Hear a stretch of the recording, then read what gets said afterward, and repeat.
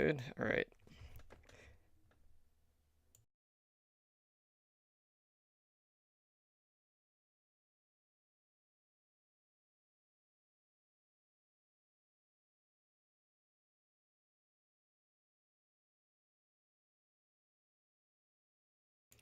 All right, let me send out messages and whatnot.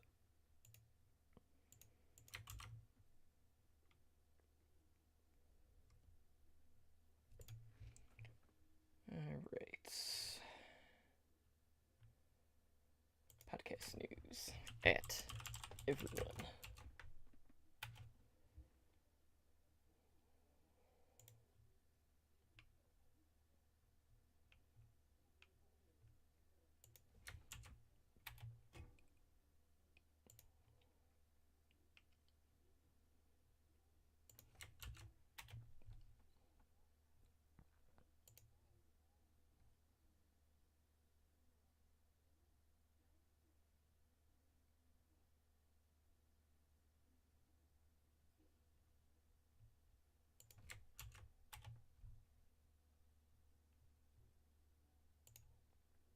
Post in all the places.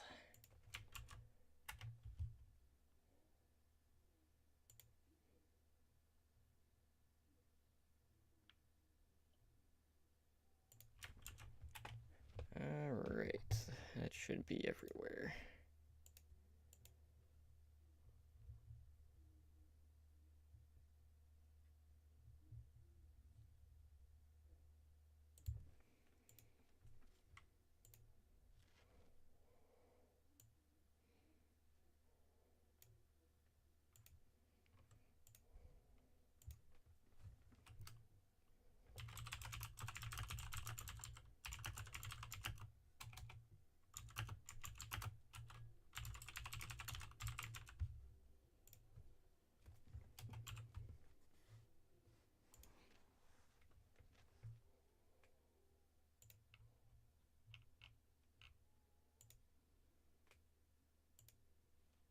All right, I am good to go.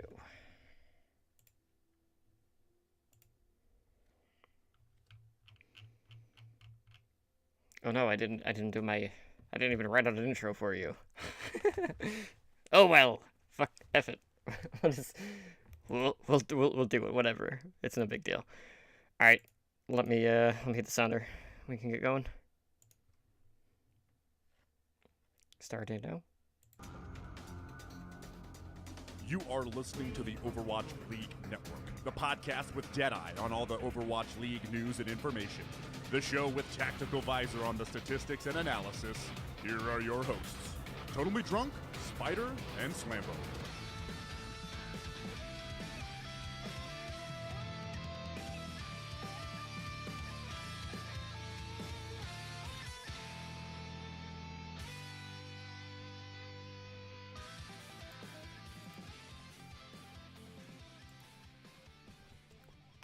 What is up, guys, and welcome back to Overwatch League Network, the podcast with Deadeye on all the latest Overwatch League news, information, and esports analysis. I am your host, Totally Drunk, and tonight on episode 30, we're going to go around the league discussing the latest Overwatch League news, share your answers to our community question of the week, let you know what we took away from Stage 3 Week 3, and preview this week's upcoming games. But before we get into the news and introduce you to one of my co-hosts, I just want to take a moment to thank everyone who is hanging out with us here tonight in our Twitch chat, and thank all of our repeat listeners. And, you may have noticed that we are down one man tonight. My soulmate has seemingly fallen back into the abyss after being here for 2 straight weeks, so the streak is over, but, with the streak ending, a new one can begin, but it seems like two is the record to beat right now, so we'll see if he can improve on that with his next stay. But joining me again this week is my co-host, the man that is no longer doing simple geometry, but is just going straight to calculus, hitting back-to-back headshots with the Hanzo rework, which is absolutely fantastic. Guys, hop on a PTR. That is Spider. Spider, how are you doing tonight, man? I'm doing excellent, man. I mean, you know me. I'm resident Hanzo main, and the PTR has ruined me. Like, I tried to play Hanzo on our game night, and I couldn't do it. Like, Back on live, it's hard to play Mm-hmm. Hanzo right now. So I didn't touch him at all for game night. So I am waiting to get back in and start using that golden bow again.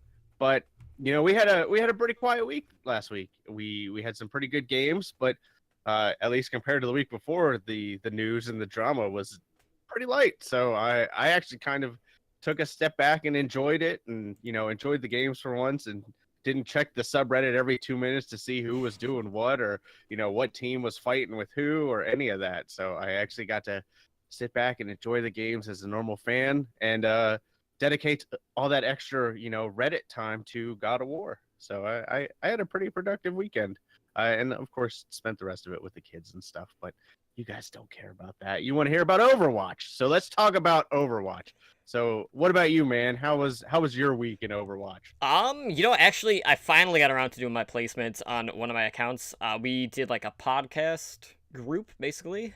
I was with Bob, Death Blue, I Play Games, and a few others, and I ended up going 8-2. We were doing like a low plat SR, so that kind of affected where I placed. So I ended up placing like 180 lower from where I placed last season, but like we did pretty good.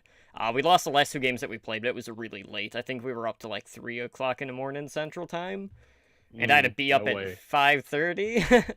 But I was playing a ton of Diva. I was acting as the off tank, so I'd either run Diva or Roadhog when we were doing the pulled pork combo. So all in all, like it was a really good time. I think the biggest person that gave us issues was Widowmaker on like Hanamura, but a lot of that was just due to the fact that we were we were initiating the fight wrong. We should have just went straight to the point to remove the sight lines, basically, and we weren't doing that, so we kind of got the shaft in that case. But we had our game night, which was awesome. Dealing with Brigitte, still not awesome. I do not like tanking when Brigitte's in a game, as we have talked about countless times. Go watch the streams, and I'm gonna have a couple of the VODs from it. But like immediately after the first game, I gotta tell immediately from you, and you're like, I hate Brigade so much. I hate her so I much. love playing her. I just hate facing her. Yeah, it was a lot of fun though. I mean, we Mhm. we won some games against each other. I think we both kind of evened out over the night, and then we actually won. I think the one game we played together, which Mhm. was on Eichenwald. So overall, it was a good night. We had a good turnout. I'm ready for the next game night and possibly more? Question mark. Yeah, we will talk about that later tonight. But guys, that's enough like small talk. Let's go ahead and go into the Overwatch League news this week as we go around the league. And again, like it was a pretty light week. Last week there was a bunch of drama, a lot of he said, she said. Well, not really she in this case, but a lot of people just saying a lot of stuff, a lot of things out in the open. A lot of people trying to be more transparent, which is at times great, at times doesn't really help. But this week was kind of like the calm after the storm, so it was nice and relaxing. But we do have an update on Kai Kai. We talked about him last week, how he got released from that Dallas Fuel alongside Rascal, and Kai Kai is currently in talks with the Houston Outlaws to join the team as an assistant coach. Now, if this signing goes through, basically what this means is, that World Cup USA team reunion is going to continue, because Kai Kai did serve as the USA's head coach.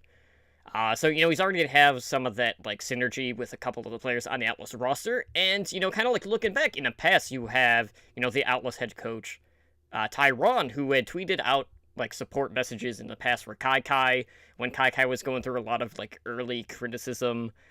And, with that assistant coach type role for Kai Kai, he could definitely focus on the individual players and the coach in there, and then, the head coach can deal with everything else. But, you and I pretty much both agreed, like, that would be a better role for Kai Kai rather than being the one calling. Well, I'm not going to say, like, calling all of the shots, just because, who knows what the situation actually was with the Dallas Fuel, because we keep hearing each side of the story and it keeps like changing, All the but sides.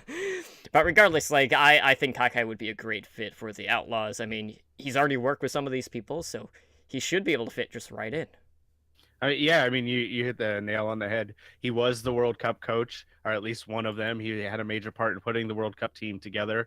We saw that, they probably gave Korea the toughest competition, even Mhm. though Canada did also put up some fight in the finals, but most people kind of agree that the U.S. did give them the toughest competition. Um, we kind of went into a lot of Kai strengths and weaknesses last week, or at least perceived strengths and weaknesses last week. So I don't really want to touch on that. If you want to hear that, go back and listen to the 20+ minute rant I had last week. But Kai has actually been fairly active on social media throughout all of this, and I think the funniest thing was, I think it was in Oversight, he was posting in their Twitch chat, and he's like, I want to know, or I want to learn from the person who comes in and fixes Dallas if everything stays as is. And then he had like a nice little line at the end. He said, until that happens, I'll always be known as a player coach. So I feel like Kai feels that he can aspire to more, and I think that's good. I think he has the chance to do that, and I'd like to see that happen. And hopefully then all this scapegoating and stuff will stop, and people can finally say, okay, well, maybe there was more wrong with Dallas than Kai, which, if you watch last week's games, probably already figured that out. But we'll go into that later. And actually a little bit right now, right? Yeah, and just speaking of Dallas, speaking of changes, they're gonna be down a couple DPS. I know like Taimu had like a recent health scare this past week. Like he thought he was having like a panic attack, but like he was showing like stroke symptoms.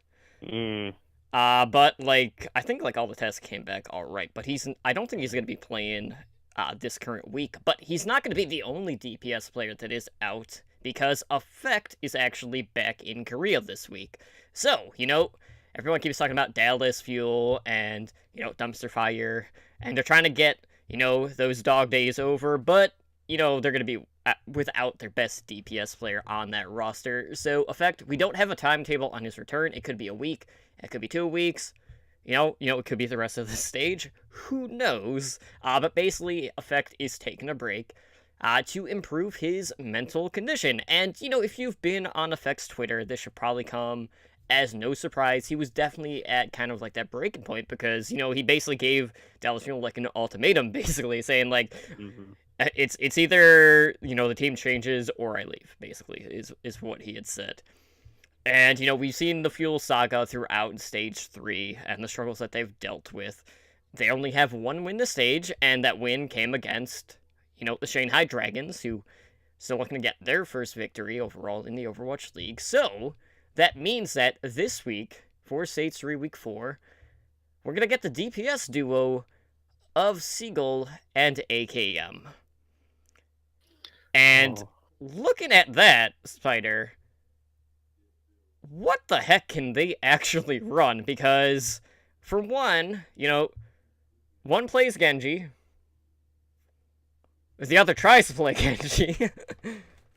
And charges Blade in 344. Seagull does do projectile. AKM can flex to the Widow. But I don't recall the time where they've played Tracer, so that's kind of out of the question. So you're basically looking at projectile and projectile. And maybe a Widow. And 76. That's not a whole lot of options, though, overall. So I'll get to the DPS duo in a second, because I'll lead with this, though. If you would have told me a year ago that I was about to see Seagull and AKM as a DPS duo for a team, I would have been ecstatic. But due to our current situation, I have tempered that optimism. We'll leave it at that. As far as Effect goes, like you said, if you look at his Twitter, if you followed him over the past couple of weeks, you've kind of realized this exhaustion setting in. If you want to see the exact moment, you can see it at the end of the Houston Outlaws game. He basically throws his headset down, puts his head in his arms, and then he goes to shake Jake's hand, and Jake just pulls him in for a hug. And you can see in Effect's body language, like he is broken at that point. He has tried to put this team on his shoulders so much that it has broken him as a person, and he needs this break. And you can kind of tell that Taimu, while not getting as much playtime, is kind of going through the same thing. Like he kind of puts it on his shoulders that he can't perform to carry the team, and I think that has led to health issues. And we've all seen, the meatballs, and in how Taimu eats. So he's not the healthiest person around. So that plus stress can lead to these kind of problems, regardless of age, unless you're like 6. But people in their age will have these problems. So I don't expect to see effect back for stage 3. It just the timetable, the travel, what he needs, I would not expect him back this week. And there's only one more week after this week in the stage, so I'd expect for him to get a 3 or 4 week break. I expect him to come back for stage 4, barring anything crazy like a release or undead level of drama, which I don't think would happen, because there's no hints of that. So I would expect to see him back in stage 4, maybe renewed. And at that point, I think Dallas can take a step back. They're pretty much already out of season playoff contention. So I feel like they can take a step back, stop trying to push themselves so hard, realign what they want to do without so much pressure on them. They're going to want to win games, and these are all highly competitive guys. So they're not going to come in and just run like Torb Symmetra, but they're going to want to come in, win games. But if they lose, they can say, all right, here's what we did wrong. Let's move forward. And I feel like some of that pressure is going to be off. Now, as far as Seagull and AKM go this week, which I don't think I got lucky and drew either of the Dallas games this week when we go over them later. So I'll throw my thoughts out right now. AKM actually can play Tracer. We've never really seen him play it in a pro setting, but he actually plays Tracer quite a lot on ladder, and he's actually very good on Tracer on the ladder. Does that translate? Probably not. I mean, especially he said the same thing about his Genji, though. We saw that. See, I never defended his Genji as a possible good thing. And the whole 344 blade thing, he gets kind of a bad rap because he was following a game plan where he was supposed to get behind them, and he just kept getting junk ratted every time he tried to get behind. All right, them. So basically you're saying that there is still the option for dive. There is the option for dive. Honestly, though, what I expect based on at least the Florida map pool, I didn't look at their second game of the week, but their Florida map pool, I could expect to see a Soldier Genji come out. They have a lot of sight lines in some of their maps, so it's possible. It's not the optimal, DPS combo. Honestly, almost nobody runs it, but they could run that. They could also run Widow Genji, like you had mentioned, on a few of the maps. So it will be interesting to watch just to see how it, everything else plays out. The other thing is, Coco's still on the bench, so he actually plays a pretty mean Genji. So maybe we'll see him flex into DPS. We've seen weirder things. I mean, we've seen Taimu on tank. So he'd actually have to be put in the game in order to do that. Right. They have to let him out of jail first. But like I said, weirder things have happened. So there is still a bench player that we are not accounting for. Unko will be back presumably this week. So that also frees up Harry Hook to play DPS, which he has done in the past, primarily Soldier. I will say there is a large amount of overlap with AKM, but there are options in this group. Even Chips is a pretty good DPS player, at least as far as the Dallas roster is concerned right now, as far as their DPS players go. So keep your minds open, and don't be too hard on Dallas. They just lost their coach. Obviously, these guys are fighting internally severely. So cut them some slack when they don't win any other games. And when they start losing to Shanghai, then we can come back and say, all right, well, maybe you guys didn't try quite hard enough. Maybe you should have tried a little harder. But it's hard to be a Fuel fan, man. Yeah, feels bad, man. Yeah. So let's talk about something happy. Is this happy? I mean, I guess for collegiate stuff, I get okay. So we technically already covered this on the back cap, but if you guys don't listen to that, we got you covered here on the flagship show. So the San Francisco Shock they have a new partnership, and that is with the University of California, Berkeley. And this is an esports partnership with, Energy Esports, SF Shock, and this college. So, this is really the first partnership of its kind between a major university and a professional esports organization. And basically what they're doing is at UC Berkeley, they're going to have a new campus that is going to be like an esports community center. And that will be opening this fall. And, if you followed like the collegiate stuff for Overwatch, which not a lot of people have, but UC Berkeley is actually like the top college team. They had won the Fiesta Bowl Overwatch Collegiate National Championship, and that's still a mouthful to say. They need to shorten that. I hate that it's such a long title. But they actually won that back-to-back years, so really not a whole lot of competition for them so far. But this program is going to provide support for educational and professional development programs for their esports student athletes. They're going to have health and wellness programs for gamers. They're going to have like initiative for women in gaming to kind of like create a gateway for more female gamers. But really though, like, do you think that this is going to open up the door for like maybe some of these UC Berkeley players to maybe get picked up for NRG to see some play-in contenders or anything like that?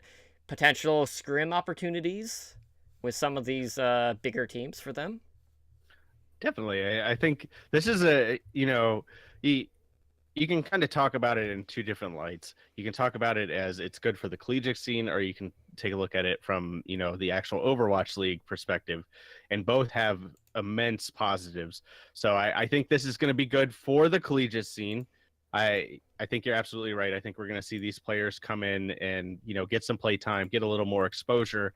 And if something like this works out, it could lead to these kind of programs elsewhere, which is actually pretty good, because honestly, if colleges start seeing money come in because of these types of programs, it can lead to a better infrastructure for esports in the collegiate scene, which is actually really important to the Overwatch League. Right. Because if you get college building infrastructure, then the Overwatch League can actually use some of that infrastructure to get, maybe some local Overwatch League teams, because they'll actually have places where they can play. We have a few minor league teams here that also share stadiums with our courts, more so courts, not stadiums, but courts with collegiate teams. So I could see that definitely happening this way. And I mean, I think UC Berkeley's like the right choice, because like you said, they won the super awesome mega Overwatch Fiesta Bowl collegiate championship. But they were also the first winners of Heroes of the Dorm. So they're no stranger to winning, Blizzard collegiate esports. So I think this was absolutely the right choice. And I want to see more money pumped into this, because only good things are going to come from it. Absolutely. And we have seen like a lot of colleges start to do like esports scholarships too. So, for like San Francisco, like this is a great way for them to, kind of expand their brand, get the word out about them, build, that local scene up even more. And, on the other side, it acts as, another way to really like get your name out there. Obviously the Shock are pretty big in that area. And I wouldn't be surprised. Maybe we'll see, maybe like UC Irvine get a deal. I don't know. Like, it definitely opens up the door for a lot of other areas to kind of expand on a program like this. And, just getting more programs and, just trying to get more women in gaming too is another big deal too. We've seen the impact that Kaguri has had on the Shanghai Dragons, and I'll talk more about Kaguri when we kind of go over the Dragons and whether or not they've been improving. Granted, they haven't picked up any wins yet, but they are. But, it's a pretty big sign-in, and, with this being the first partnership of this kind, it's definitely going to lead to other opportunities out there. And I hope to see some of these UC Berkeley players get an opportunity, whether it is part of NRG with Open Division, whenever the next season starts up. I know there's one that literally just started now, or, possibly seeing some contenders play in the near future. But guys, that's pretty much it for the news this week. As we said, it's a pretty light news week, so let's go ahead and talk about our question of the week. And we had asked the community, is it time to start thinking about Overwatch more in terms of maps? We've seen teams excel and stamp their claim as the best in certain maps. Like, for example, we have the Uprising being undefeated on Anubis and Volskaya. New York Excelsior are 7-1-0 on Ilios, and Spitfire are 8-1-0 on Route 66. And Twitter did not have any tweets. Didn't get any hits, but we did get a couple on the Discord. So, Spider, I'm going to go ahead and read these out real quick. So, CoolDad69 says, I've always thought of Overwatch League in terms of maps because different maps require different strategies. That's why the Outlaws have such a good Junkertown record and such a dismal Route 66 record. It's all because of the differences in the maps. Mullenfield says, I think the stats on team performance by map is important to factor into matchups, but isn't a surefire indicator of success either. Everyone had Houston as pegged for always failing on control point maps in Stage 1, and they've since turned that around pretty definitively. Adenar, my co-host on Heroes Never Die, says, I don't think so actually, because a match isn't just one map. So if you think of it just by map, you're taking a small sample size. For example, Boston and New York Excelsior aren't always going to be playing Anubis, Volskaya, and Ilios. Yes, it's something to take into consideration, but I'll stick with looking at the broader picture of all 4 to 5 maps instead of one map at a time. John Elway was the king of the fourth quarter. Doesn't mean they always went into the fourth quarter with the lead. Fraser K487 says, I think on the whole it's more about map types, as we've seen Boston play 2CP extremely well because it suits their playstyle, whereas London are dismal at King of the Hill because they don't play point much on King of the Hill or the other match types. That's accurate. Well said. Of course, there are some maps with architecture that suits teams that like the high ground on point B of Eichenwalde and Junkertown for Outlaws, and Blazing Bob from Watchpoint Radio, the OWL recap, and Prepare to Attack, says, that's how I've been determining a lot of my pick'ems for the past few weeks, so yes. Straight yes, and indeed. to the point. And, you know, I will say, like, there's so much variance when it comes to these maps, even if it is the same type of game mode. And a lot of that does have to do, well, is this purely going to be like high ground battles? Is there a lot of levels, basically? Is there verticality? Is it more of a scrap type map? And I would say, like, overall, like, I will look at the map pool, but I don't always go to that first. I basically see, okay, well, who has momentum right now? Obviously, Boston right now are on a 10-game winning streak, you know. They've looked fantastic. Shanghai, I haven't even had a look at the maps. I mean, they haven't won a game yet, so at that point, I look at the opponent first, and then I will look at the map pool to see, okay, well, how many maps can Shanghai take, realistically? But, like, you know, Boston, though, like, Volskaya, like, I never count them out on Volskaya. They just seem to have that specific map strat down. And, you know, NYXL, like, yes, they're great on Ilios, but as we saw this week, they are slipping a little bit. And that's because teams are getting to a certain individual on that lineup more and more. But, Spider, I want to get your thoughts on this. Are you looking at Overwatch more in regards to maps themselves, or are you just looking at a broader picture here? I look at map pools. I think map pool is very important, but I actually look at map pools in regards to what they've done against each other. Like, I typically look back at past matches where they've played each other because, with the exception of Blizzard World at this point, most teams have played the other teams on at least, not most of these, but I'd say at least half of these maps.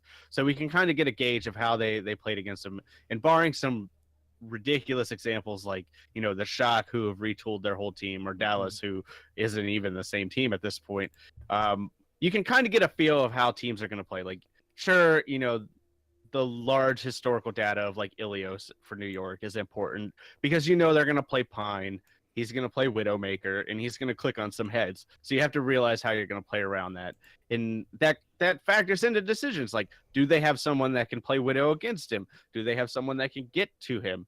Do they have someone that can pressure Jonak so somebody can pressure him? You know, it's all these broad questions. So I think map pool is important, but it should never be the only thing you ever choose based on your deciding factor. And with all that grain of advice, I will say that I am still third in the pick'ems, so take everything I say with a grain of salt.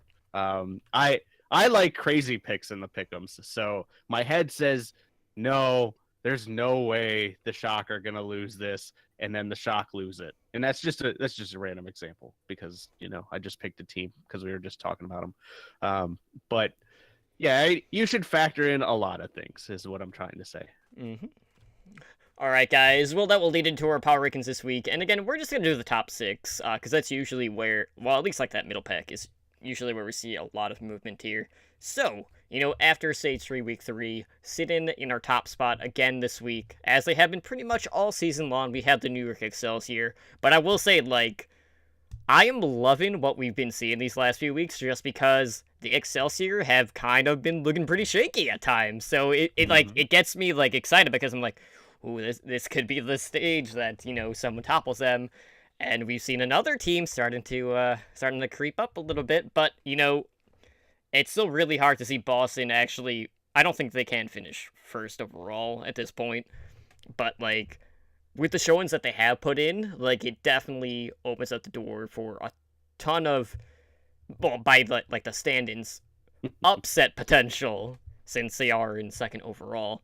And they're also second in our power rankings because they did move up 1 spot. So, in the third spot, dropping 1, we have the London Spitfire. The LA Valiant are sitting pretty at number 4. We have the Philadelphia Fusion moving up 1 spot. They came in at 5th. And then we had the Seoul Dynasty drop 1 spot at number 6. So, 10 through 12 stayed the same. Mayhem, Fuel, and Dragons in that order. But again, so it just seems like that middle 6 is always constantly shifting back and forth. And, we do get a bit more movement, I would say, when someone doesn't submit their rankings.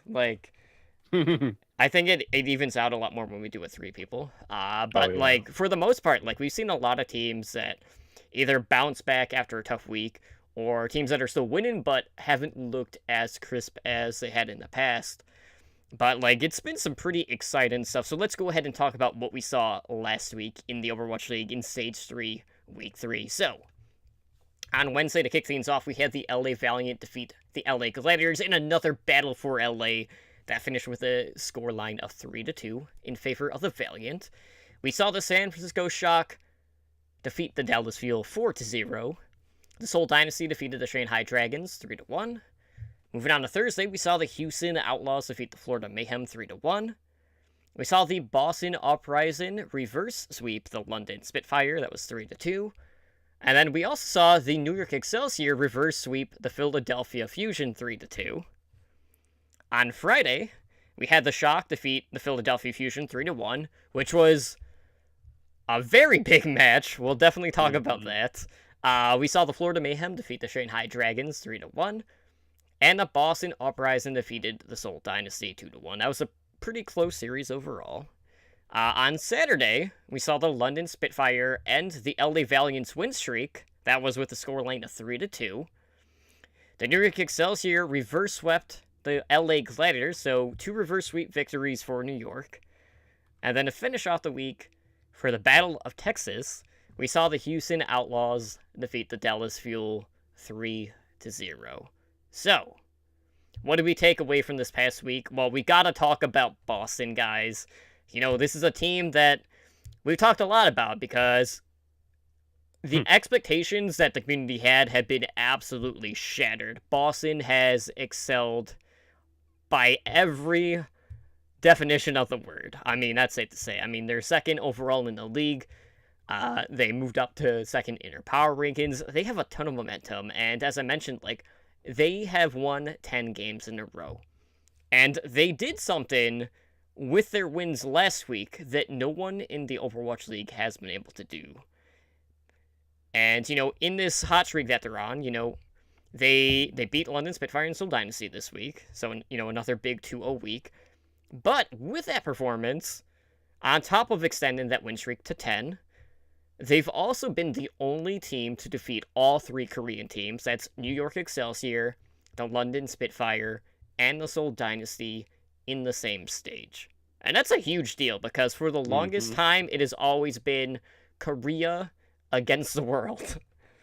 Because Korea, are esports overlords and World Cup champions at times. All the times. Maybe they'll lose this year. I mean, the playing field has evened out quite a bit. But who knows? Hmm. Like, crazier things have happened. We might be in for a rough ride again. I don't know. But regardless, like, that is a huge deal for Boston. No one has been able to do that. And they are one win away from tying the longest win streak in the Overwatch League, which was currently it's currently held by the New York Excelsior, who, that streak was broken also by Boston. So there's so much like going on here. So, right now Boston are 18-8 overall in the season. So they're second in the league behind New York Excelsior. But like we've seen, the dive competition come out through and through for Boston. They don't really have the option to really sub anyone out, so they're running basically the same six every single week. And, we've seen other teams that, try to do the same thing and just not have those type of results and play at that level of consistency. I can't talk. But Boston, like, it seems like every week they're improving.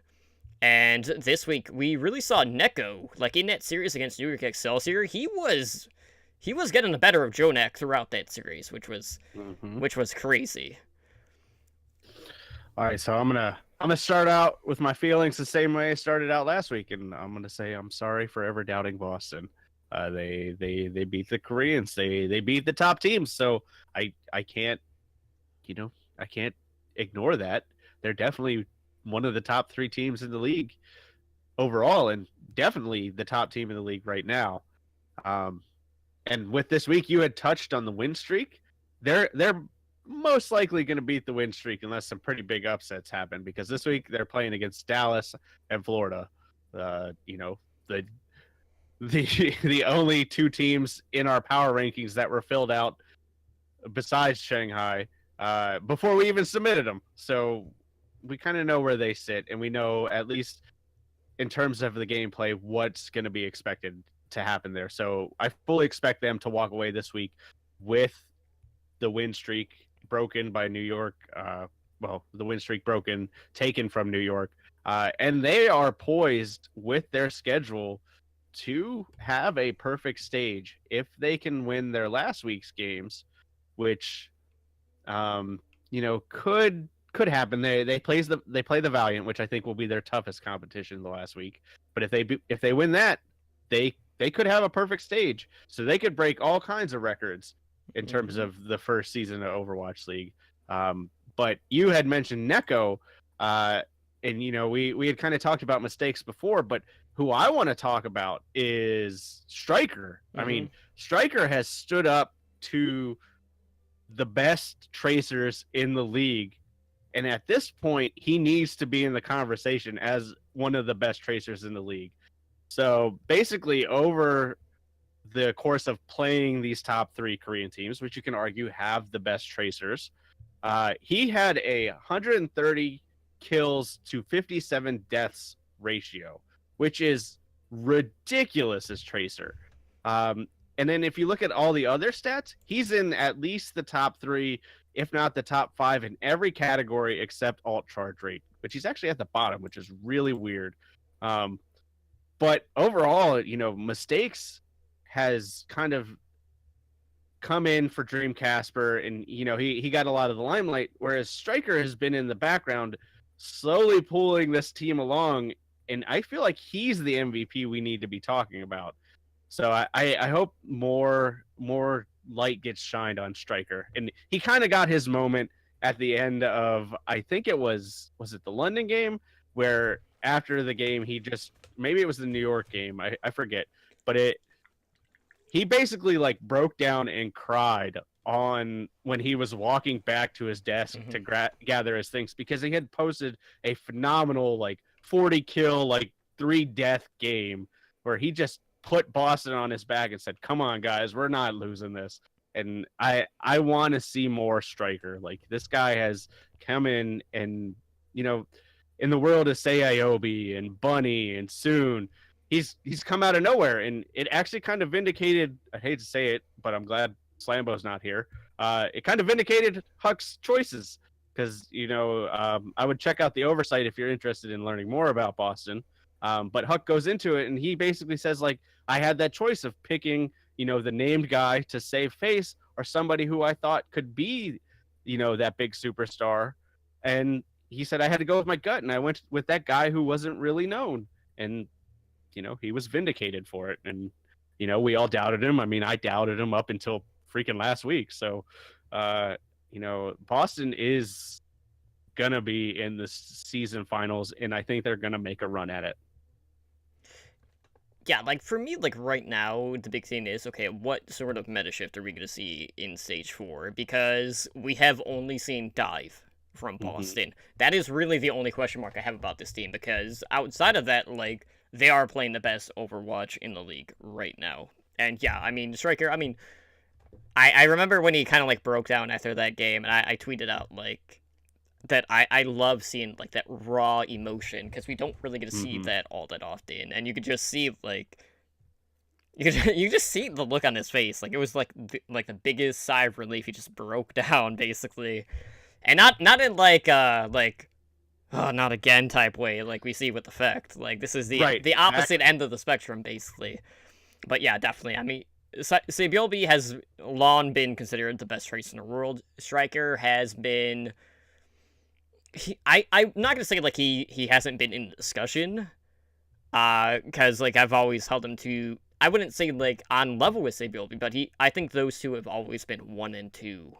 But like you kind of have to look at the different play styles.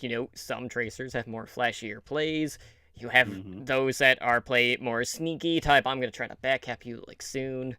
Things like that. And that's what I really love about Tracer plays. We get to see so many different iterations of that character and just how it's used, which we don't really get to see a whole lot with some of the other heroes in the game. But yeah, Boston, absolutely. This is a team that is going places. And, if they're able to take down all 3 of the Korean teams, that gives me a ton of hope that this team could win the Overwatch League Season 1.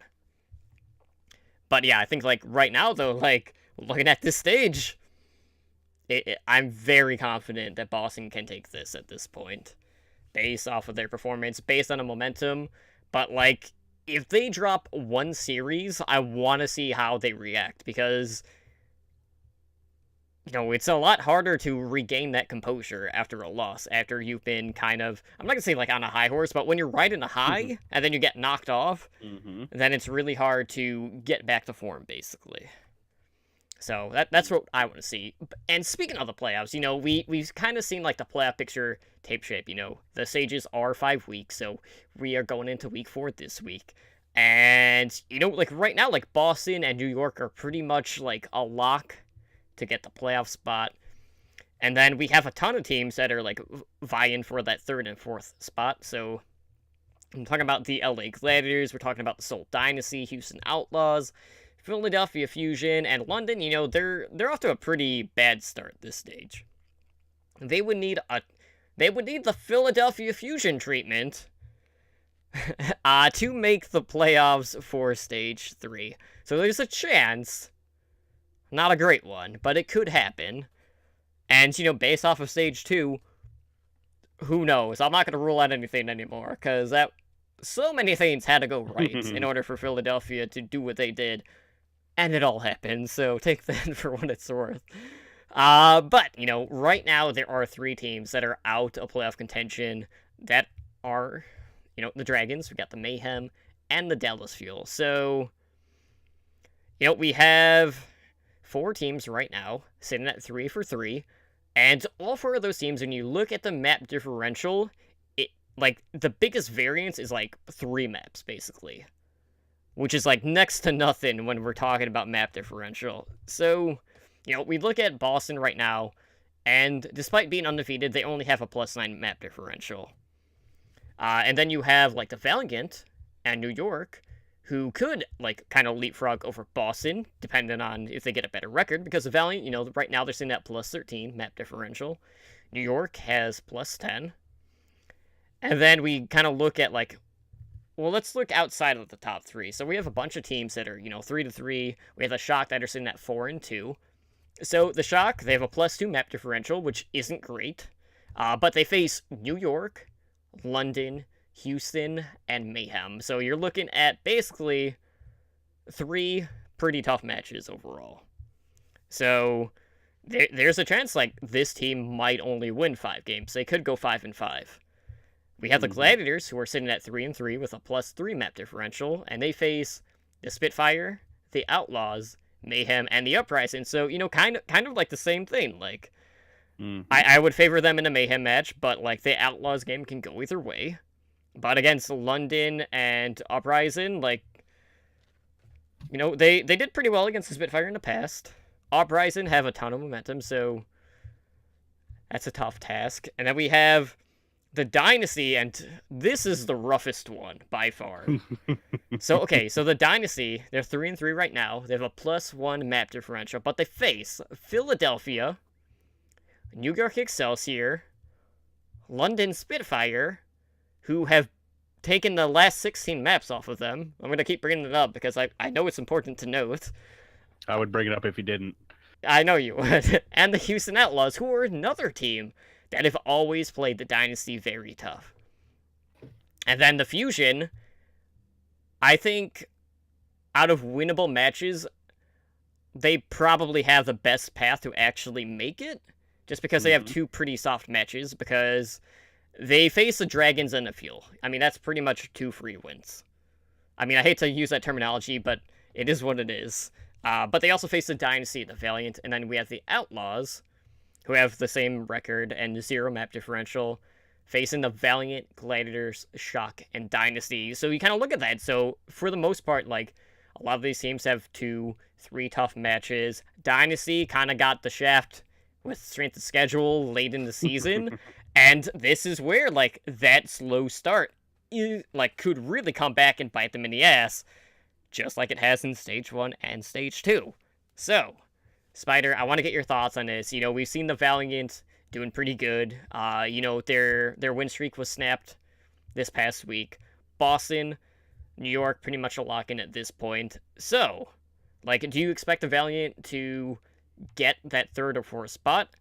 And looking outside of that, out of these 5 teams, so we got the Shock, the Gladiators, the Dynasty, the Fusion, and the Outlaws. Who do you think out of those 5 has the best playoff potential to secure that spot? So I think we'll definitely see the Valiant in the playoffs. I don't know if they'll pick up 3rd or 4th based on their matches coming up, but I think we'll actually see them in the playoffs this time. I think it'll be Boston, New York, Valiant, and I think that 4th place spot is going to be that hot contention. And I mean, come on, they added the spot for Seoul, and Seoul is still gonna miss it. I don't know if they're gonna miss it. They could possibly miss it, but as you laid out, they have a pretty tough couple of weeks ahead of them, at least compared to some of these other ones. They don't have one easy game. No, so the potential for them missing it is high, or at least higher than some of these other teams. Honestly, from what I've been seeing, I would like to see the Outlaws make it, but they struggled against Dallas. That Dallas game was, as a Dallas fan, it was hard to watch. But as a Houston Outlaws fan, sure, you walked away with the win, but they played awful. They played down to Dallas so hard. As somebody who supports both teams, I was embarrassed watching it, because just it was awful. They only showed up in the last minute of every match when it really counted. So I would like to see Houston turn that around and make it into the playoffs and kind of say, okay, we had a down night, we played down to Dallas, and now we're back up where we belong, and we don't need no stinking Tracer player, stuff like that. Realistically, we got Boston, New York. I already said Valiant. Realistically, I actually think it's going to be the Fusion again. I feel like the Fusion can, carry that momentum and use that strength of schedule. And, luck already seems to be on their side. So I feel like they'll pick up a couple of things they need along the way. And, we're going to get this expanded finals, and we're only going to have one of the Korean teams, New York in there. So it comes down to, we kind of locked Boston in at 1, but that could change based on, if there's any upsets, how New York plays. but assuming Boston is number one, they get to choose who they play. So if you're Boston, and we'll go with my hypothetical, we'll say Boston, New York, Valiant, Fusion, because that's kind of the most likely scenario, unless Shock show up big. Who would you pick as Boston? Like, would you pick New York because you've already beaten them recently and you want to get them out of the way early so you don't have to play them later in the day? You want to play them while you're fresh? Or would you pick one of the easier teams, hope you can roll them over, and hope that New York gets slowed down enough that they're tired by the time you play them? It's an interesting mind game to think about. Right. Because there's been tournaments in the past where they've done it where you can pick your opponent, and it has bitten that team in the ass.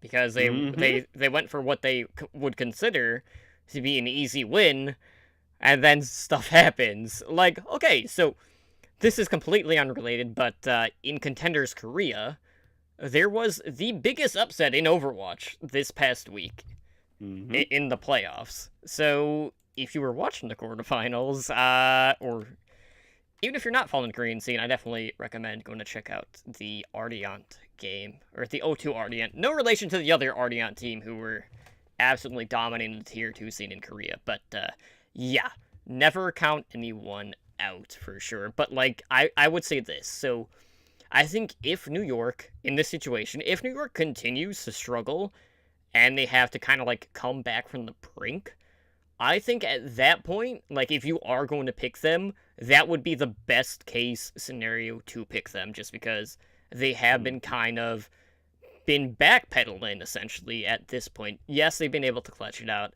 but Boston came into that series against New York with a plan, and they executed it perfectly. Now, does that mean that New York isn't going to be able to come back and come out with a better strat to protect Jonek? No. But, like, I don't know. I don't think there is, like, a guaranteed win in that scenario, basically. But, like, when I'm looking at these teams, like, the Shock are the most interesting team to me right now in like, the playoff hunt, because it's that level of what Shock is going to show up. Because there are times where this team looks absolutely phenomenal, and then there are times where they just don't really show up all that much. And, you know, there's weeks where Super has been, like, the breakout player for that team. There's been a couple of games where he struggled pretty bad as their tank. And now we've seen Architect really start to, like, feel, like, fully implemented in this team. And I think with that in mind, like, the New York and Spitfire game, I don't know if they can win that. That is a very tough week. And, you know, it's really hard to, like, okay, we're only going to prepare for this one team. You can't do that in this situation when it's New York and London. But, like, that Outlaws and Mayhem week, like, that could be a 2-0 week for them. So they could finish 6-4 and make the playoffs.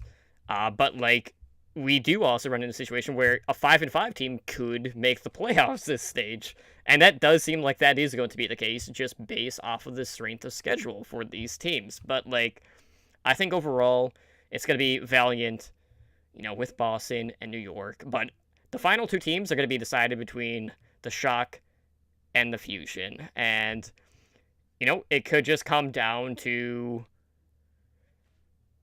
whether or not, you know, the Fusion can beat the Valiant. I mean, that is an absolutely huge series. But, like, if Shock loses to Outlaws, then that pretty much screws the pooch for them overall, I would say. But, like, this is definitely going to be another one of those stages that is going to come down to the wire. I mean, we see it time and time again. Don't count anyone out. Who knows? You know, maybe the Dynasty might pick up some big wins. Maybe the Gladiators will beat London again. There are just so many things that could happen, and it can happen. So don't count out anyone, because really at this point, like, we have seen just about everything in the Overwatch League. So it will take a lot to kind of, like, take anyone by surprise at this point. So bear that in mind. But, you know, with that being said, we need to talk about a team that is out of contention, not just from this stage, but end of season playoffs, and that is the Shanghai Dragons. Now, you know, as we mentioned, like, they are currently, like, 0-26. that is with a map differential of minus 81. So, to kind of put that in perspective, guys, when you look at the second worst map differential in the league, that is minus 44, which is currently held by the Florida Mayhem, who are currently 5-21 this season. The Dragons are eliminated from the end of the season playoffs, and we've been kind of talking about, like, well, okay, like, are the Dragons really improving as a team? And, this week, they're going up against Boston and Philadelphia. That's a very tough week, no matter what team you are. And this could be a record-breaking week, but not for a good reason. This could be the week where they tie the all-time longest losing streak in professional sports. So, right now the Dragons currently are tied in third. And, looking at professional sports, we have the Philadelphia 76ers, who had a 28-game losing streak. That's NBA. That was back in 2015. And then we have Superpower FC, who lost 27 straight games in the Thai League 1, which is soccer, last season. So, I think it's safe to say Dragons are probably going to break that record. The record-breaking Shanghai Dragons. I mean, you gotta put a positive spin on it. I mean, it's just like saying the Cleveland Browns had a perfect season last year. I mean, they at least in the losing direction. Yeah. So, we talked about how, like, the Twitch chat and the Overwatch community, especially at the arena, have really embraced the Dragons. They look to bring them energy and strength and will them to that first win. And despite these upgrades that they've added to their roster during the signing window, that has not come easy. We've seen Fearless, Kagiri, and Otto, who have basically been like the mainstay pieces out of those signings. We saw a little bit of Sky, aka Zufan Jun from Miraculous Youngster. But, it's pretty much been like their two Chinese support players, for the most part. So, Free Feel, Alt Rain. And, I talked about, like, okay, I'm going to bring up Kagiri. Obviously, we need to talk about Kagiri. So, guys, like, this will put things in perspective about just how good of a player Kagiri is. So, in Stage 3, looking at all of the D.Va players in the league, right now, she leads the field in percentage of team kills at 21.3%. She also has the second lowest first death percentage on D.Va at 2.05%. That is incredible, because so many times in comms, especially when we're, going up against Houston, everyone's calling about D-Mex, and, just focusing the D.Va to get her out of the damn, the mech, Please basically. kill Coolmat. Yeah. Please kill Coolmat over and over and over. So, we know, like, these Tracer players going straight to D.Va, and Kagiri, like, we see that high sensitivity. They don't always show her point of view because of that sensitivity, but, like, she has done so much for this team. And, I would say, like, Fearless and Kagiri have been on a pretty... They've been on the same page. The one area that I feel like they have lacked is protecting the support line. And, that was always, like, the biggest question mark when it came to the Dragons for me, because the support line was always the weakest link. And while they've looked a little bit better, it's still not enough. Like, they are not surviving enough to really like, prolong the fight, basically. Like, they're not always in the best position, because there have been plenty of times where one of them just isn't with the team, whether that's due to communication issues or just getting zoned out or anything like that. But Kagiri has been kind of like that centerpiece, and I don't think you can ask any more for at this point, based off of what we have seen with the D.Va. And, we look at Otto, and Otto's really been, like, the other person that's really stood out across, this team so far. And I think between the two of them, their synergy has been pretty good, especially with Fearless added to the mix. But like, it just hasn't been enough. And until Dragons can kind of figure out either how to appeal for their supports or for their supports to be where they need to be or things like that, like it's really hard pressed to say with confidence like this is going to be the week. They are going to beat Dallas or Florida or one of the bottom three teams. Well, I mean, the Dragons are a bottom three team. They can't beat themselves. I mean, they can beat themselves up They for already have. constantly losing, but like they can lose out, and I would hate to see that. But like, I want to see them take one series. I don't think that's too much to ask for, but like we've seen improvements steadily over time, and who knows, like maybe a shift in the meta could be the thing that this team needs. But for now, it's like I think we're seeing improvements, but right now it's not enough. Definitely. I mean, Kaguri on any other team would instantly be in talks for one of the best divas in the league. I think she's kind of hampered by the rest of the team at the moment. And, like you said, her stats are really good and her play has been really good. But she does have areas where she lacks. And it's hard to pin that on her or on the supports or on the DPS because their dives have been better coordinated, but they're still not up to what you need to execute dive at that level.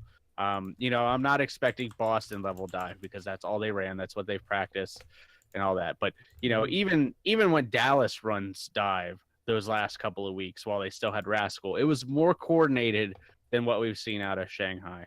And honestly, I actually feel like Shanghai's in the position now that we saw Florida in stage 1, where they have this immensely talented DPS duo. If you look at Otto and Dia, but they're both kind of doing their own thing. They're not really syncing up.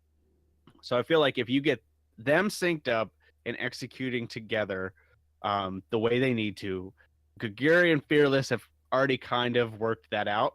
I think the support problem will fix itself. I think at that point they'll be out there, they'll be getting enough kills, they'll be putting enough pressure that the supports can kind of work on their own thing. They're never going to be as self-reliant as New York support or anything like that.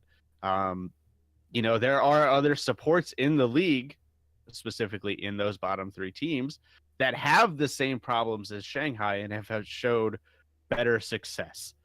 Just to throw this out there, Zupe dies almost just as much as Five King does, in the same type of way. And yet Florida, while not having a lot, still actually has wins.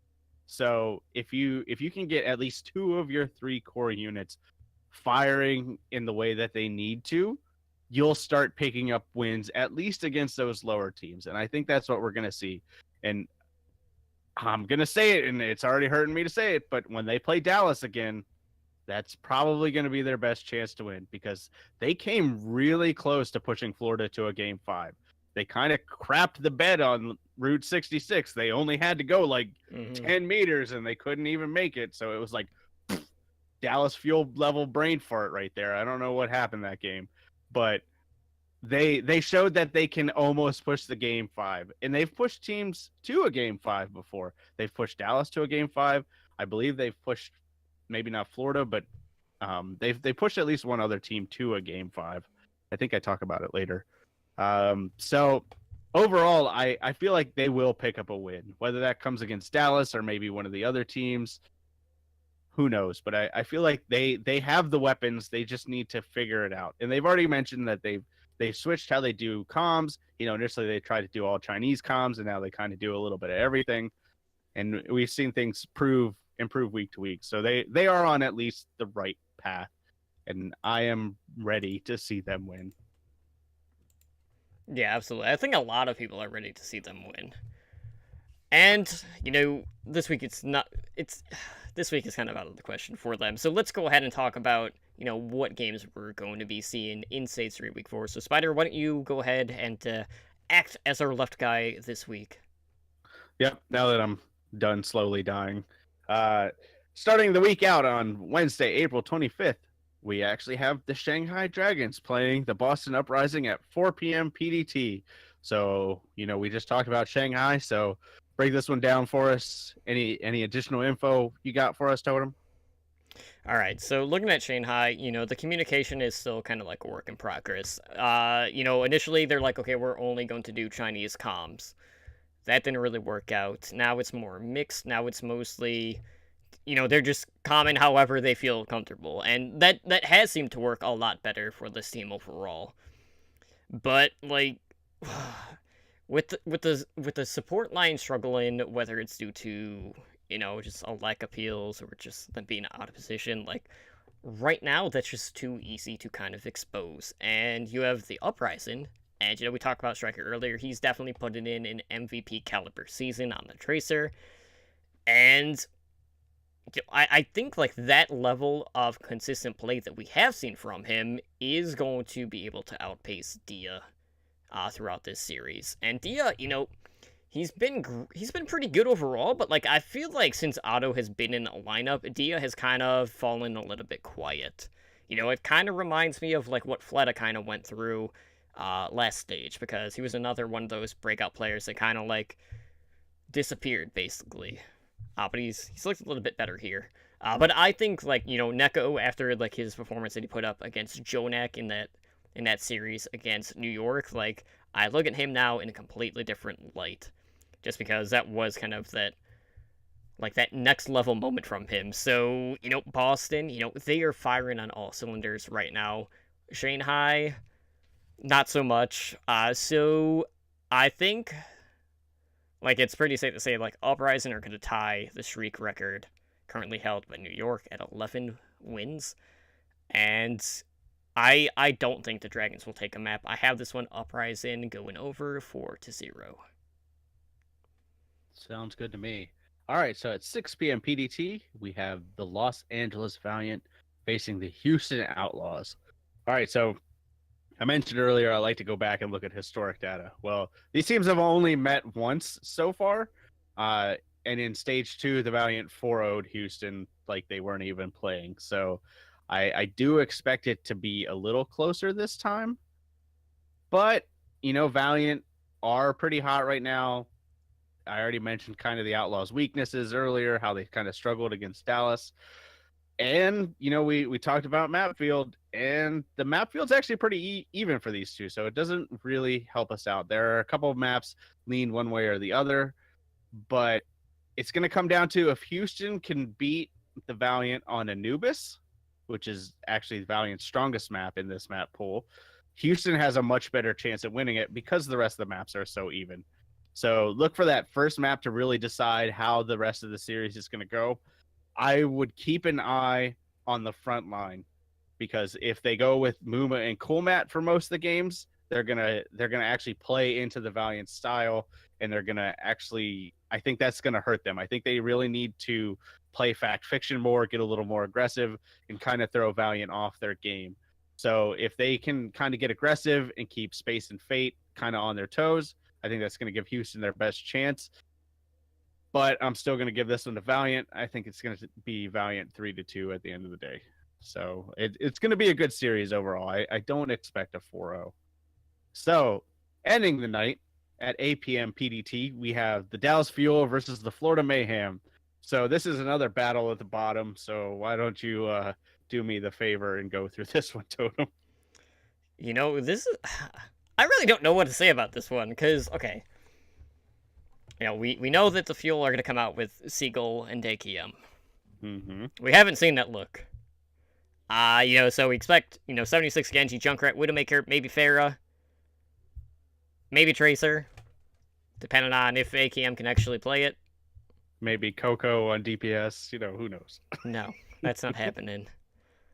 Unless, someone gets sick or doesn't feel like playing. Then maybe. There is that chance. Just maybe. But, looking at Florida, we've seen the Saya player really come in. He kind of got off to a slow start, but his Widowmaker display in recent weeks has been exceptional. Like, he has been the one that has stepped up for this team and really started to put in the performances. And, you look at the opposition in AKM, when you compare their Widow play, that's pretty clear distinction in favor of Saya player and the Mayhem. Now, looking at the field, like, Unko's probably going to be back. We're probably not going to see Chip Saijin. If he does play, like, he's kind of been, like, one of the least surviving supports in the game. So, if he's not in, they don't really have to deal with that. But, like, I really don't know what to expect from Dallas anymore. Like, I could just be like, okay, they're just going to get rolled over. Because, they probably haven't had a ton of scrim time with AKM and Siegel in the lineup. But, like, it's also a case of, like, what look are we going to get? And how viable is it going to be based on the map? And we don't really see a ton of Widowmaker Genji. Normally it's, like, Widow and Tracer. So, with that in mind, like, I think that's going to dampen the impact that this team can have, and I think the Mayhem will 4-0 the Dallas Fuel in this case. But who knows? I could see the Fuel taking the map, but, like, I don't know. I wish I could disagree with you. I wish I had some statistics, something I could pull out of my butt that would say, no, Dallas has a chance. But the problem is, like, you can't pull statistics if it's not something that we have seen. Exactly. So this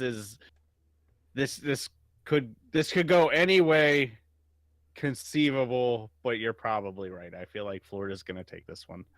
So the next day, at Thursday, April 26th at 4 p.m. PDT, we have Los Angeles Gladiators playing against the London Spitfire. So this is the next grudge match between the former London Tank and, the current London Tank who's currently playing for London. So, London, we've talked about how they've struggled in stage 3, and one of the other teams that consistently beats London is the LA Gladiators. London has yet to beat them. So is this like another, like, just they have like London's number, kind of like how London has Seoul's number? Who knows? I feel like, Gladiators just came off of 2 really tough losses to the Valiant and the New York Excel. London, has won one, and well, they've won a few this stage, but they're struggling too. So when I dug into it, when I looked at the stats, the map pool actually really favors London by a large margin. And this is one of those series that I think map pool really will play a role in it, because these are some of Gladiator's worst maps statistically. Does that mean they can't win on them? No, they could absolutely, have figured them out and, actually go on and win on it. But statistically, it's going to be hard for the Gladiators to overcome this, especially with London out for blood. Like, that Korean culture is going to kick in. They don't want to miss the playoffs. And even though they're the longest shot, they are still technically in contention for the stage 3 playoffs. So they're going to kick it into overdrive. And I feel like the Gladiators are prepared for that, but I don't know if they can actually take this. So I'm actually going to give this one to London 3-2, just based off the map pool.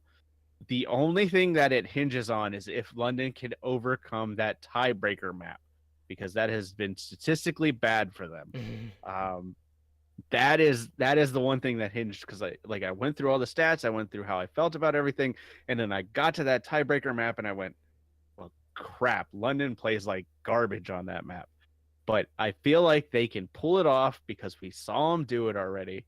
So I feel like maybe they can overcome that and beat the Gladiators. So I'm going to say London 3-2 on this one, just because they're going to be so out for blood. Following that up at 6 p.m. PDT, we have the San Francisco Shock versus the New York Excel. Totem, what do we got in this one? All right, so, the Shock have been one of those teams that have been, like, on the cusp for greater things ever since, their younger talent turned 18. They have had those moments of brilliance, they have had those moments of mediocrity, and then they have had those moments that they just, well, they look like the energy of old. But, the Shock pulled off arguably the biggest upset in the Overwatch League last week when they defeated the Philadelphia Fusion 3-1. And handily. Yeah. handily 3 Yeah. to 1. And with that, they have put themselves in a very good position to make a run for the Stage 3 playoffs. We've talked about Dante's Sombra play.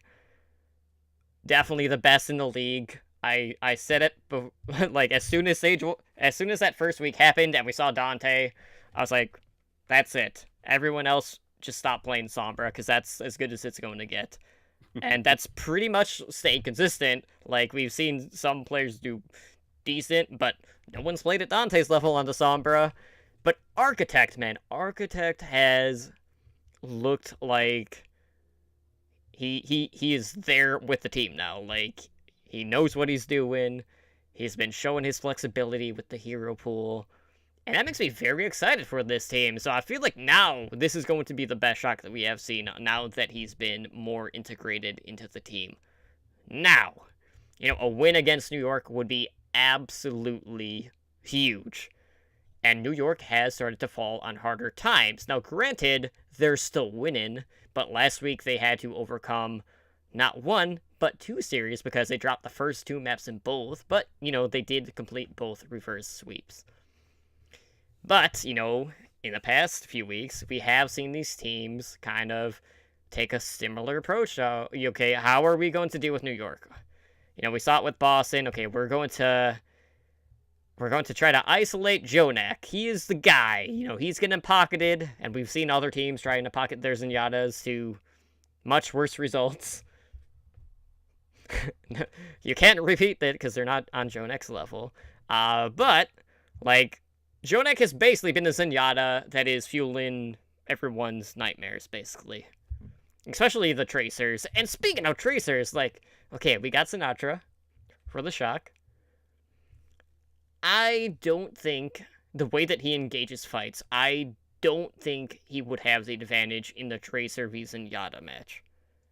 Just because so many times he does that double or triple blink, and Jonak is going to have that, alt fire at the ready, so I think that's going to come back to bite Sinatra.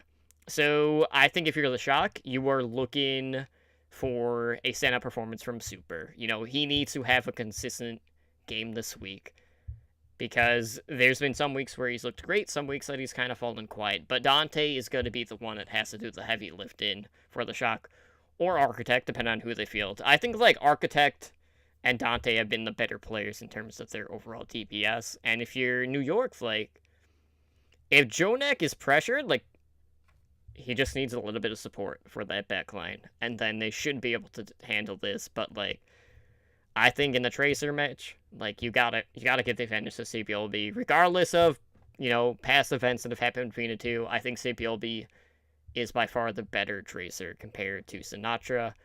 But, I think that with how good Architect has played, I think the Shock will take one map. I give it to New York, though, 3 to 1. Yeah, I can agree with that.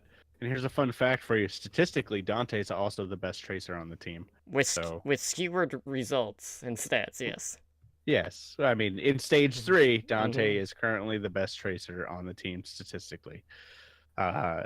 So, wrapping up the night at 8 p.m. PDT, we have Seoul Dynasty versus the Philadelphia Fusion. So this is the first game of Seoul's trek to possible playoffhood, along with the Fusion's first game to the possible trek. So Philly came off that tough loss to San Francisco when they got some holes poked in their game plan, while Seoul has kind of looked shaky over the past, stage.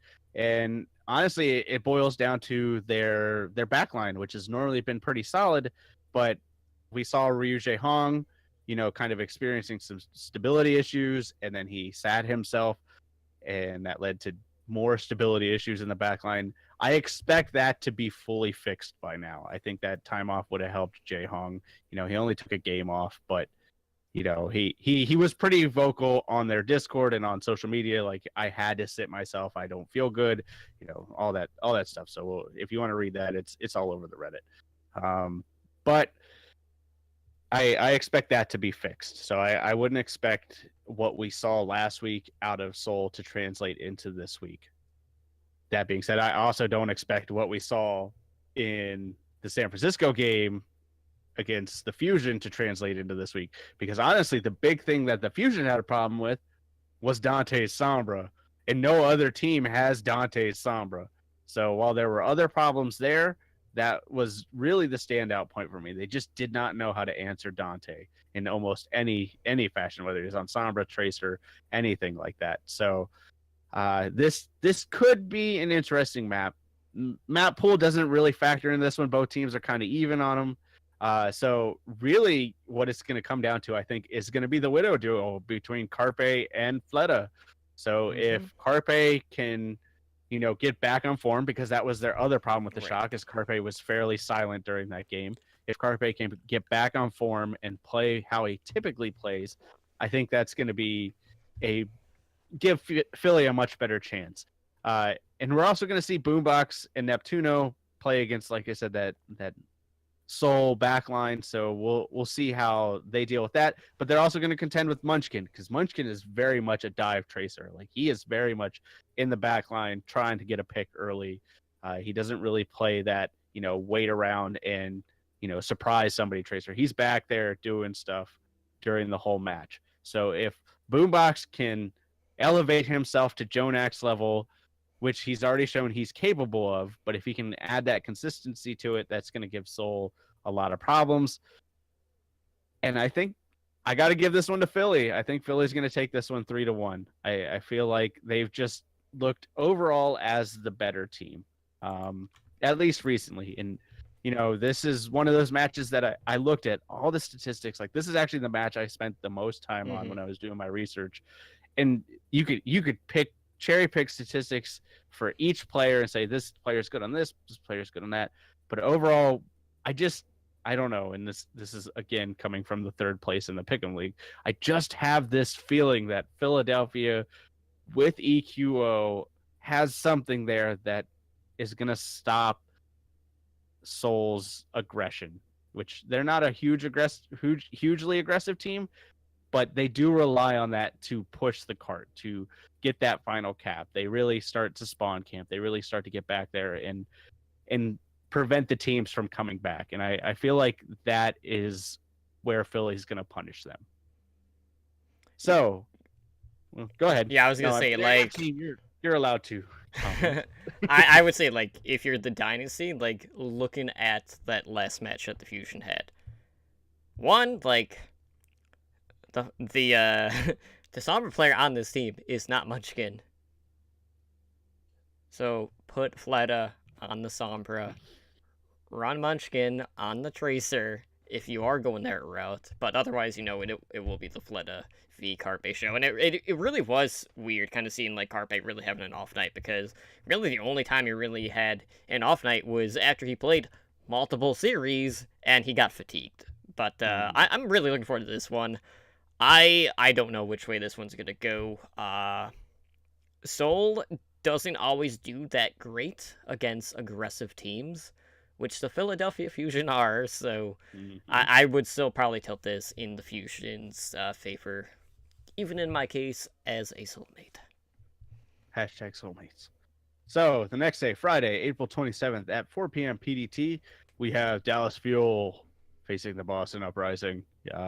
Totem. Be gentle on this one. Well, here's the thing, like, how am I supposed to break this down when I don't know what look we're gonna get? I mean, we've talked.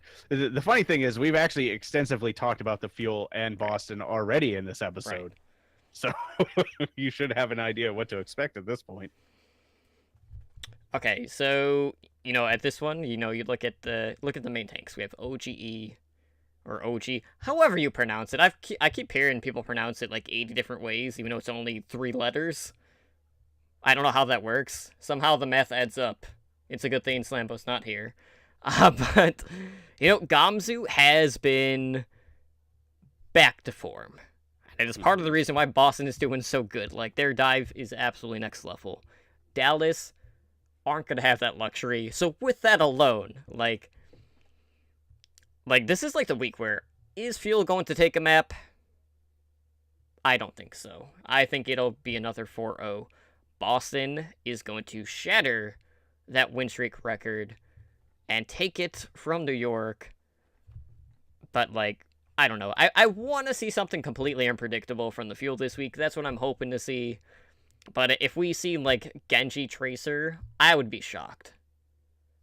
But, like, who knows? Like, we've seen some really wonky themes. Maybe we'll see Symmetra. Probably not. We're probably not going to see Torbjorn either. Siegel's been known to play Torbjorn. So I didn't look at the map pool for this one, but if they draw Numbani, Torbjorn is a possibility. Siegel has played Torbjorn in the past on Numbani. So that I agree with you. I think it's going to be a pretty lopsided match overall. Just because Dallas, even when they looked better, still struggled against the dive. And when you think of dive, you think of Boston. So following that up at 6 p.m. PDT, we have the LA Gladiators playing the Houston Outlaws. So these teams are even historically against each other in the regular season. So level playing field in terms of, history. They're also 3-3 in stage 3. So level playing field there. Outside of Route 66, the map pool actually favors Houston, just because Houston's first map is Route 66. But typically, when you look at the Gladiators in the past, they really only struggle against teams since they've brought on Fisher that have a strong Tracer player. Other than that, they've been pretty competitive with every other team that doesn't have a what I would consider a top 3 Tracer. They could at least go toe-to-toe with them. And we all know Houston doesn't have that, because you had mentioned Tracer styles earlier, and you forgot to mention the most important Tracer style, which is the Indian Giver Tracer that Jake plays, where he gives someone a pulse bomb and then tries to take it back. Okay, I got my Jake joke out of the way. But Jake has shown improvement on Tracer, so I'm not going to just pick on him. I'm going to give you the positives too. He has shown over the past couple of weeks. Now, granted, one of the games was against Dallas, but the past couple of weeks, his Tracer has stepped up. He's going to have a tall order having to deal with Shaz and Big Goose, because Shaz is another one of those Zenyatas that can get fairly aggressive and be really accurate. But if Jake can keep that pressure on, that's going to give Linkser the room he needs. This is another one where I fully expect them, I would hope, to run more fact fiction than Muma, because the Gladiators are an aggressive team, and the best way to beat aggression is to be more aggressive, it seems. I don't know how that works, but, London's proven it with Seoul, Boston's proven it with, London, so apparently aggression is the key. It's just you got to be more and more aggressive. So overall, I'm going to give this one to the Outlaws 3-2. Okay, so the key to aggression is, though, not being too aggressive to the point where you're out of position and just getting picked off early. It's a balance act. Coordinated aggression.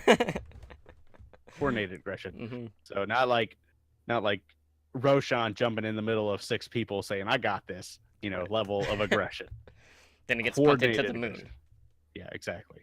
All right, so wrapping up the night on Friday at 8 p.m. PDT, we have the LA Valiant playing the Florida Mayhem. So this should be a pretty easy game for Valiant. What do you think, Totem? I actually did not write anything down for this one. But, okay, so, we look at the Valiant, looking pretty good. This week, they face Outlaws, which is an interesting match. That one could potentially go either way. Mayhem, on the other hand, Mayhem are an interesting team.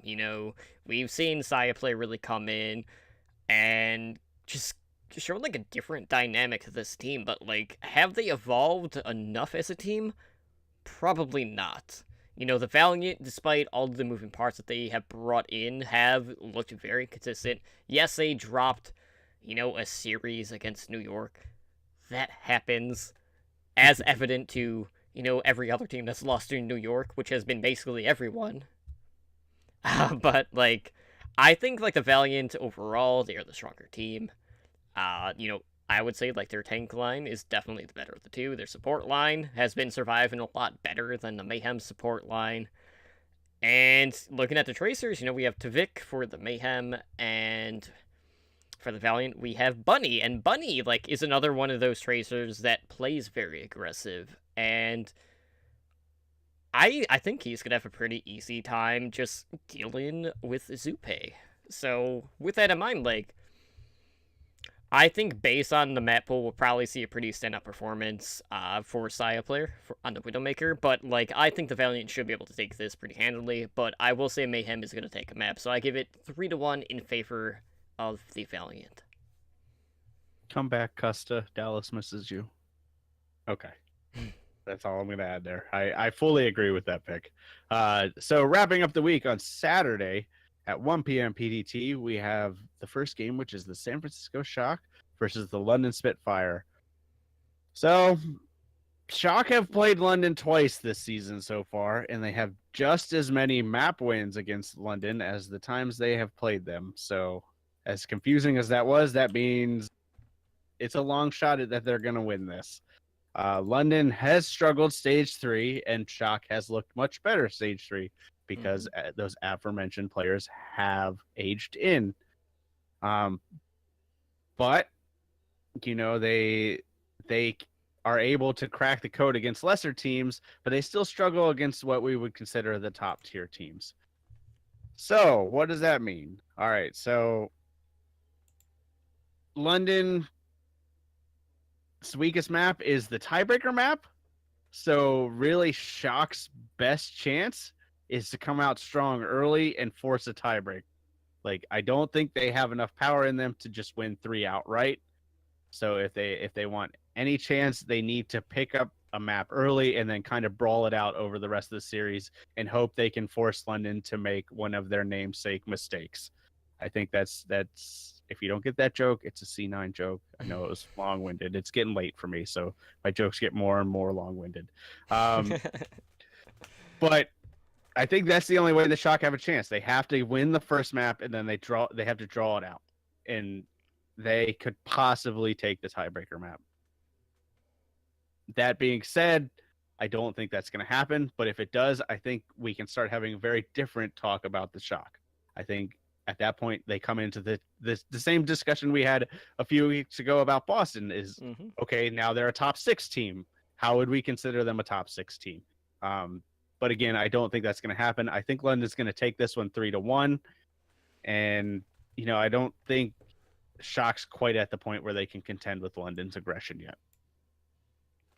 So the next game up at 3 p.m. PDT, we have the Seoul Dynasty versus the New York Excelsior. So this is round 2 for your heavyweight week, Mr. Soulmate. So what do you expect in this one? Can this week just be over? This is a rough week for the Dynasty.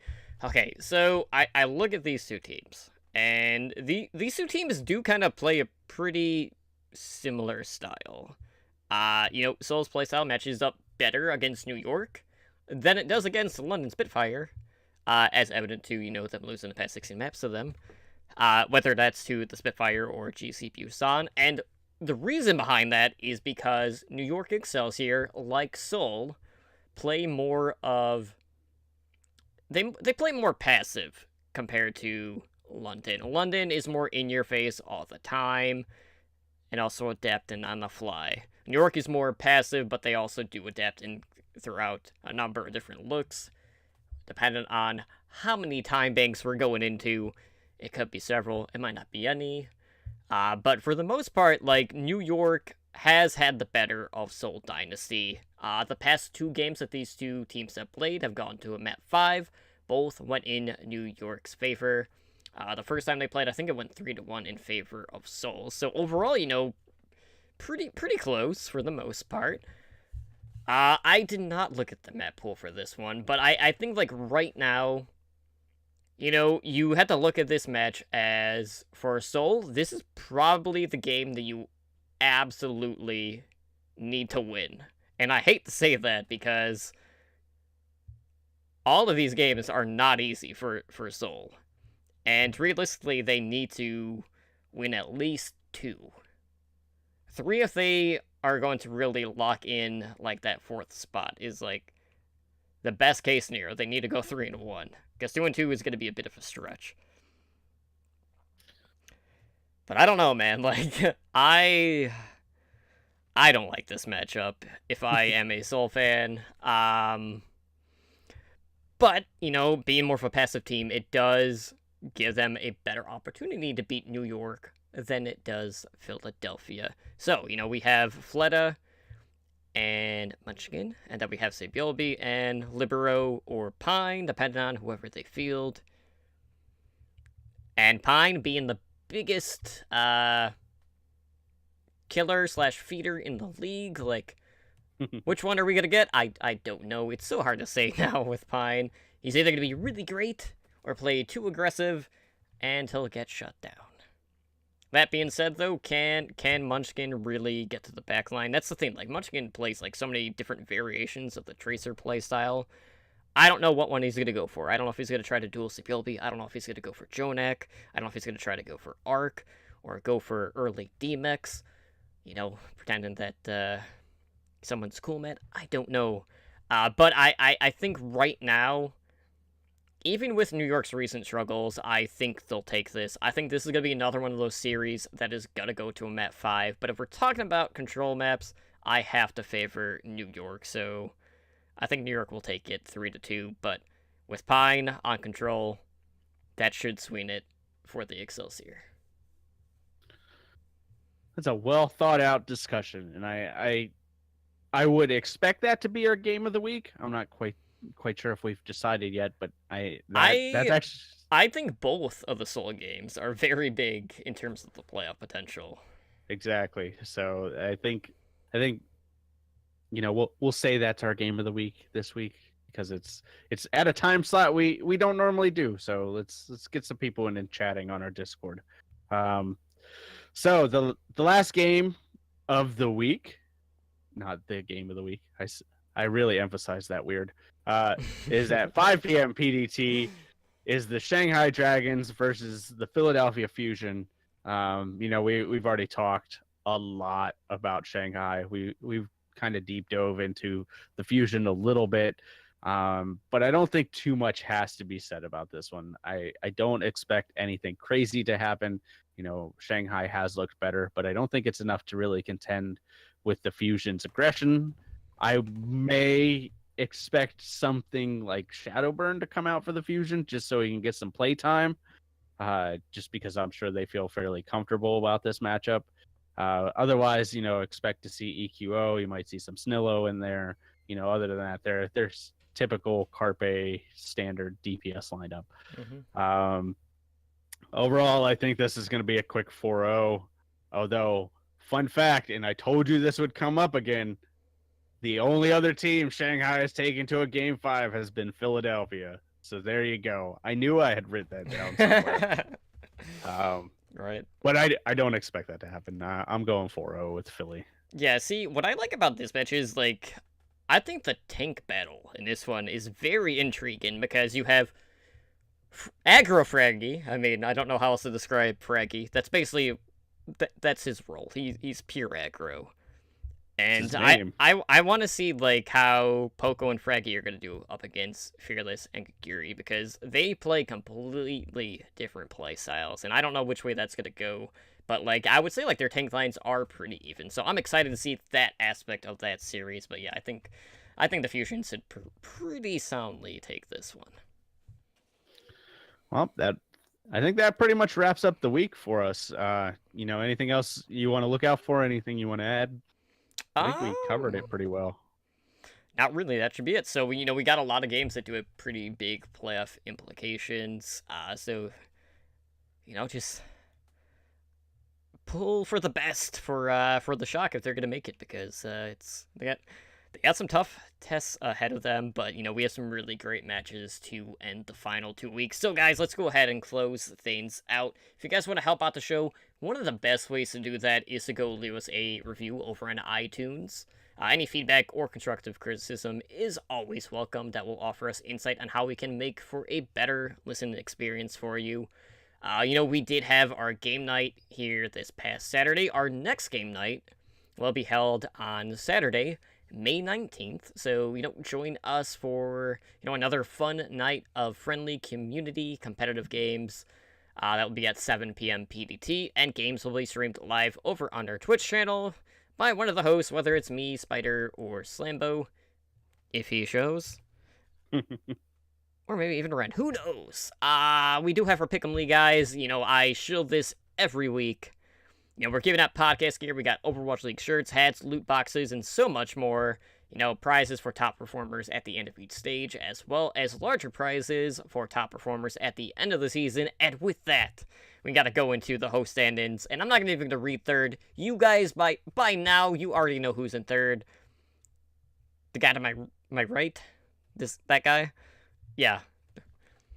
So, Slambo and I were like neck and neck. Last week, I think it was the Florida game where he picked the wrong team, and I was like, why would you do that? And it ended up costing him. Well, despite a very good week for Slambo, I think he might have also had the same record as me last week. But last week, like, in terms of the winners, I went 11-1. And that one that I didn't get right was the Shock Fusion game, so I can't get faulted for that, because, I mean, honestly, not that many people would have saw that come in. So right now, I'm currently in the lead, that's me, totally drunk, at 50,600. Slambo, my soulmate, and the person that has fallen back into the abyss, is in second at 50,050. And Spider, you're like 9,500 points back. And, like, a little bit over 10k behind me. So, catching up. You are... I'm just gonna say it right now, you're done. Like, I don't think you can make that up. I think you've gone even further back than you were in prior weeks. I could make it up if you forget to make your picks, or if the database accidentally becomes corrupted.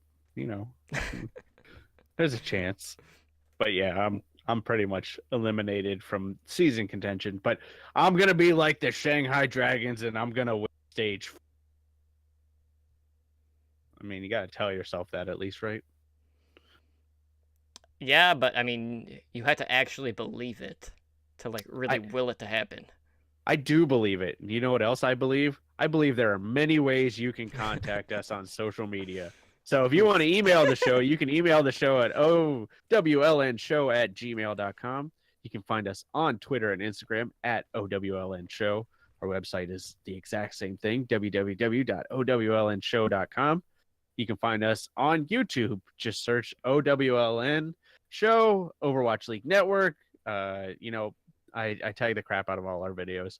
Be sure to go there, subscribe. We're getting closer and closer to our custom URL. We just need a few more, so definitely go on our YouTube channel and subscribe. We got our top 5 video coming out for the week. That should be out tomorrow. I also are going to, like I mentioned earlier, I'm going to put up some game night videos so you can see how the game night goes. And, from my perspective, you can check out Totem's perspective on the stream. You can check us out on Discord, which we mentioned earlier. You can find us discord.me/OWLN show.